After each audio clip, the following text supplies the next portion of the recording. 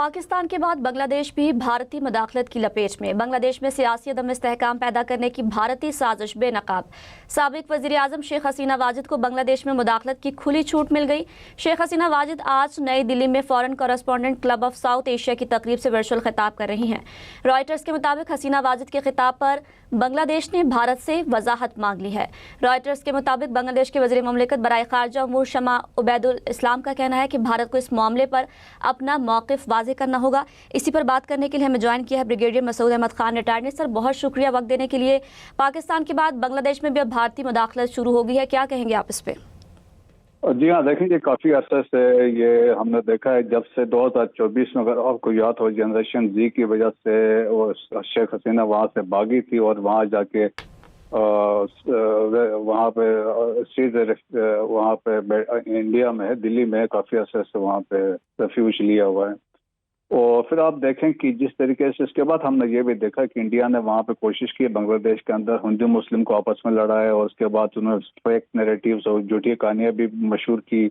और साथ साथ अब रिसेंटली बॉर्डर डिस्प्यूट भी देखा, जिसमें वो बांग्लादेश के एरिया पे कब्जा करने के लिए अपने लाइन जो एरिया को एक्सटेंड करने की कोशिश करते रहे हैं।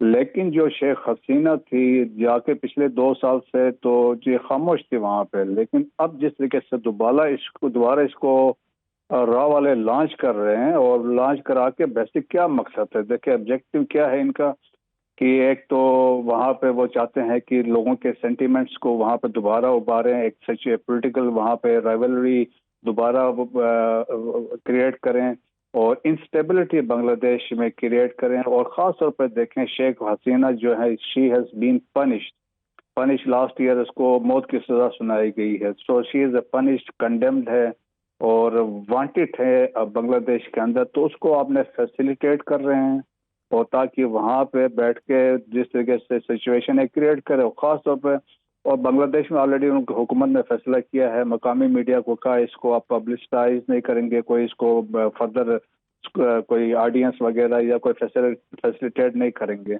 इसके अलावा भी इंडिया को आप देखें ना, दलाई लामा जिस तरह जब से भागा था तिब्बत से, तो इंडिया के अंदर उसको उन्होंने गवर्नमेंट बनवाई, एक गवर्नमेंट इन एग्जाइल एस्टेब्लिश करवाया। और ख़ास तौर पर इसके जो फ्रिक्वेंट विजिट्स करवाते हैं तो तवांग इन अरुणाचल प्रदेश, जो चाइना का अपना एरिया है, और उसके ऊपर 1962 की जंग हुई थी, जिस पे चाइनीज़ को बहुत ज़्यादा जो रिजर्वेशन है। और इसी तरह रिसेंटली दलाई लामा को जो लद्दाख भी लेके गए हैं, क्योंकि वो भी डिस्प्यूटेड लैंड है।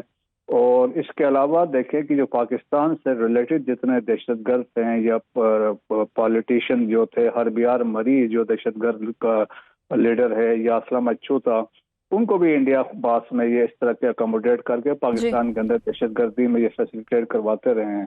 तो मेरे ख्याल में ये इंडिया इस पर भी एक्सपोज है, और राइटली अब बांग्लादेश की गवर्नमेंट ने एक इस पर स्टैंड लिया है।